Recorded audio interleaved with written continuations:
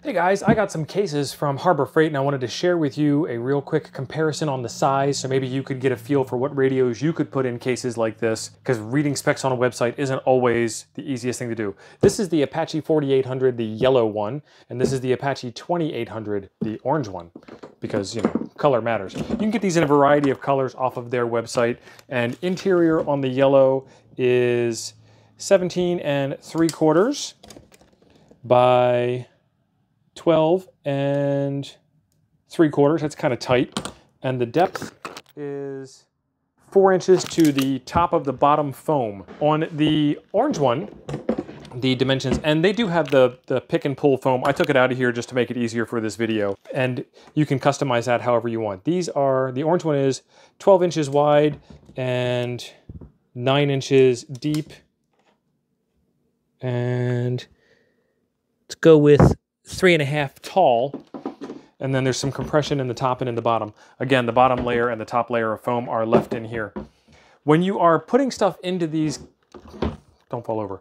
When you're putting stuff into these containers, you want to be mindful of leaving a 1 or 2 inch gap around the outside to protect your stuff from sideways impacts to go along with the top and bottom impacts. I would go ahead and say that putting a mobile radio into a box like this is probably not the best idea.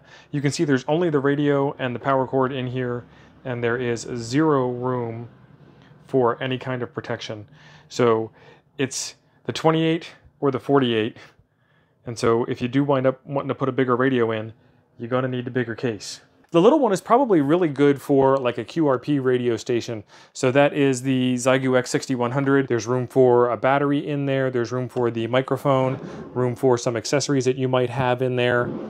And then this bigger one is probably good for just about every radio because there's tons of room inside. This is the ICOM 706. So this is slightly thicker than the Yaesu 891, which is a real popular radio. It's probably about the same size as the 857. There are a lot of radios that are in this form factor here, and it fits in just fine, along with its power cord and its microphone, and even some accessories if you get them arranged all nice and neat. So there's a tuner, the cables, and the radio itself that all fit in there. This is actually big enough to hold your base stations that you would have at your ham shack in your house, for example, like an IC 7300 or something like that. Let's take a look at what these look like with some space in here, just to give you an idea. So there is the yellow case with the 706 and the tuner and its cables in there. Still plenty of extra room for some other stuff. Room around the sides for some protection.